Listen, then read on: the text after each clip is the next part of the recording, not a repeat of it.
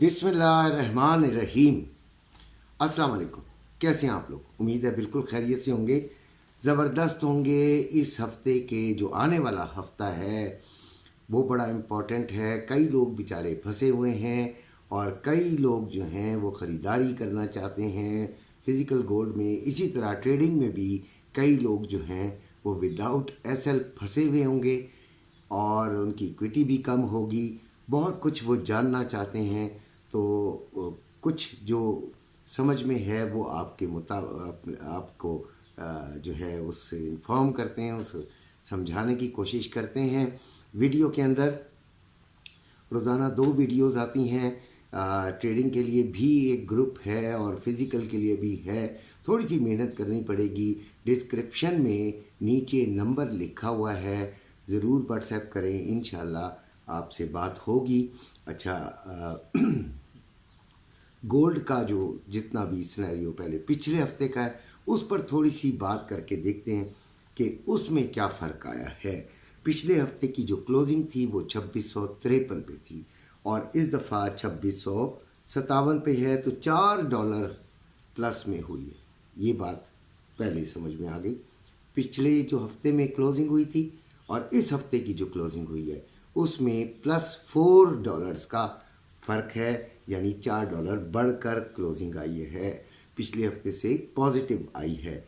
Thursday को यानी कि जुमेरात वाले दिन इसने मार्केट का स्लो लगाया 2601, यानी बिल्कुल ये नीचे चली गई थी। 2500 में दाखिल होने लगी थी। उस दिन मैंने वीडियो भी बनाई थी कि 2500 में जाते जाते रुक गई, ठीक है।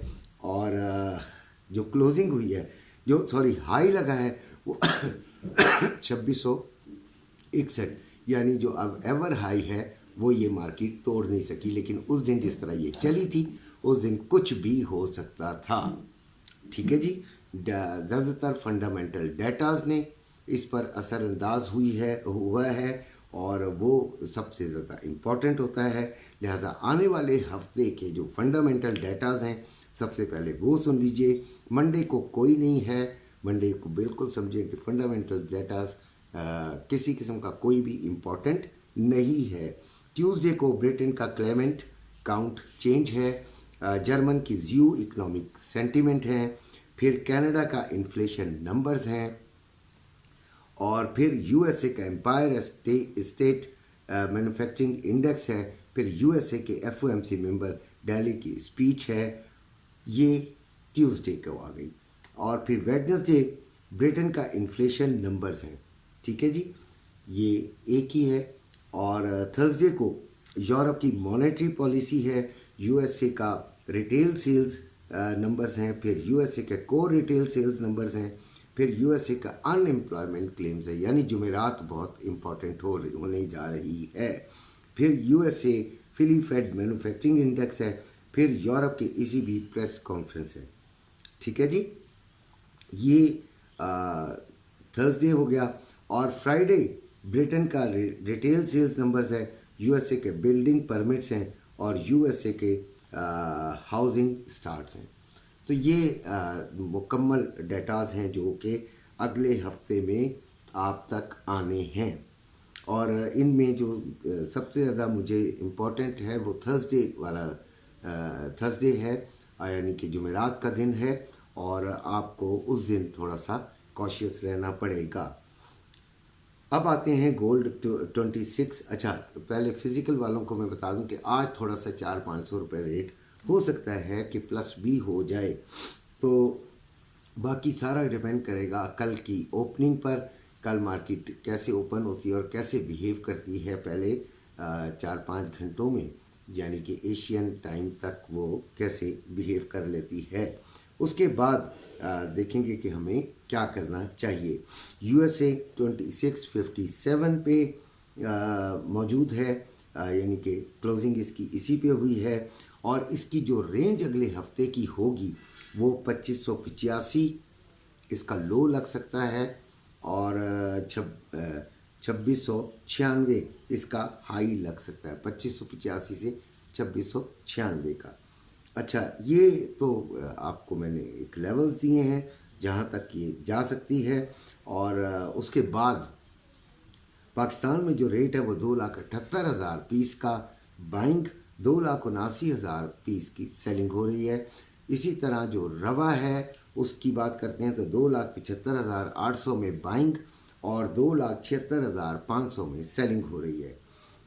इंडिया में जो रेट चल रहा है वो 94,548 रुपये फ़ी तोला चल रहा है और यूएई का 9,763 है। ठीक है जी, ये आपके रेट्स हैं जो कि इंडिया, पाकिस्तान और यूएई में हैं। इसके अलावा जो आपका सिल्वर है वो 31.52 पे क्लोजिंग हुई है। 31.05 लो लगा था परसों और 31.63 इसका हाई लगा था। 2980 रुपये में बाइंग हो रही है और 3,030 रुपये में सेलिंग हो रही है। स्टॉक एक्सचेंज +30 किया था इसने और डॉलर 279 रुपये 75 पैसे का है। ऑयल 74.79 है, बड़ा बुलिश हुआ है, लेकिन आने वाले वक्तों में इसको हम बियरिश ही देखेंगे, हमें ये नीचे की तरफ ही मिलने का इम्कान है। तो फिज़िकल गोल्ड वाले आज देखिए, मैंने हमेशा अपना एक रूल बयान किया है और वो रूल शायद आपको समझ में आया भी हो कि हमें 50% गोल्ड के साथ और 50% कैश के साथ ऑलमोस्ट रहना चाहिए। ज़्यादा वक्त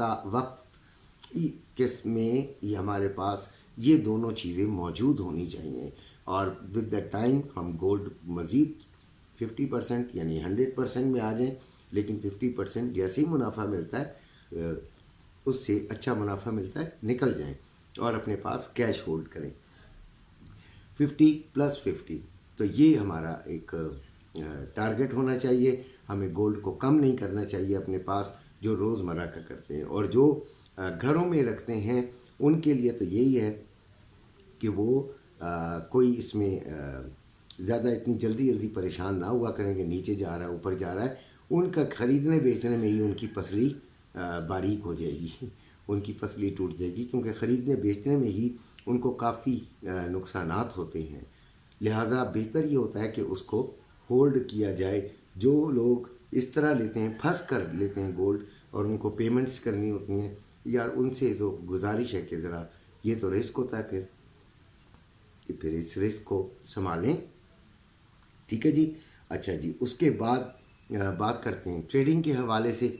तो ट्रेडिंग में मैं पूरे हफ्ते आगे भी देखें, एक सिनेरियो तो ये है कि ये अगर ये 2696 पे गया तो समझे 2700 पे पहुंच गया, तो एक सिनेरियो तो ये है। लेकिन मैं ज़्यादा इस पर तवज्जो दूंगा अपनी इसको बियरिश की तरफ, यानी इसको मैं सेलिंग की तरफ ज़्यादा देखूंगा।